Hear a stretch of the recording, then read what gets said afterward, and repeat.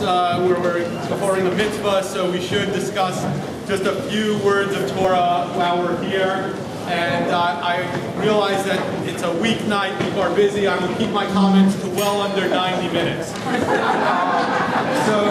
Just now, I had a transaction with Dr. Lawrence Coucher HaKohen. In the transaction, I paid Lawrence 5 shekels to redeem my son, so that Shir and I will have the privilege and honor of raising him. We did this because of the commandment in the Torah that the firstborn of man among your children shall you redeem. Torah scholar Rabbi Raphael Fuchs has considered the question of why a father must perform this ceremony himself, as opposed to many, many other mitzvot in the Torah, many other commandments, where a man can appoint another person to do the mitzvah for them.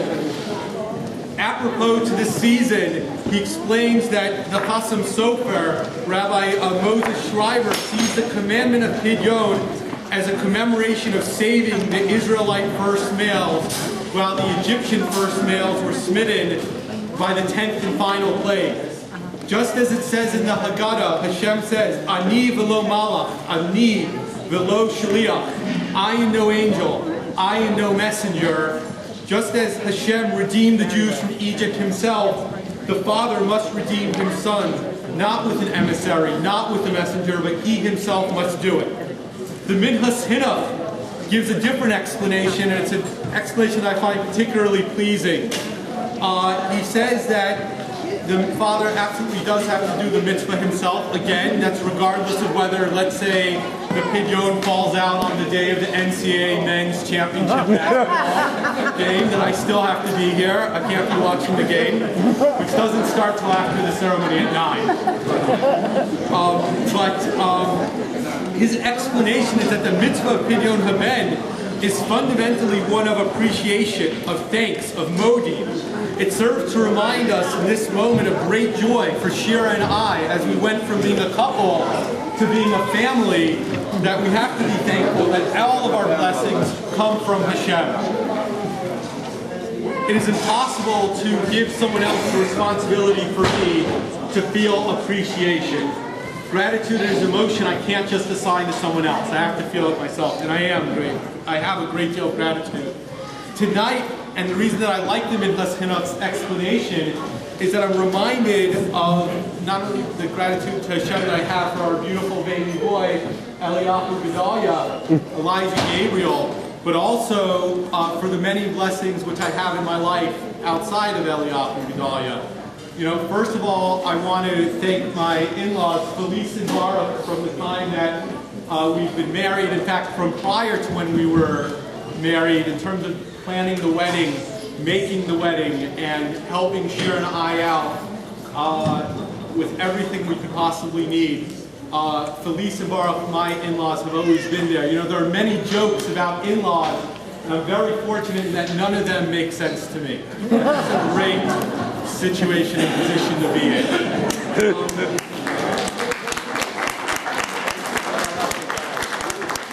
I'm especially thankful to my parents, Arthur and Susan Borman, mom and dad to me, who are here from Tampa. Wonderful parents. You know, they raised us, myself and my brothers, in Tampa, Florida, which is not an easy place to raise a Jewish family, but my parents always strove to do it, and they've been successful, God willing. And just as my father did the Pidyon for my oldest brother, Seth, 38 years ago, I'm here doing the Pidyon for my son. It makes me so happy. You guys are wonderful parents, and I know that you're going to continue to be wonderful grandparents to your 7th grandchild, Eliyahu Gedaliah. Obviously,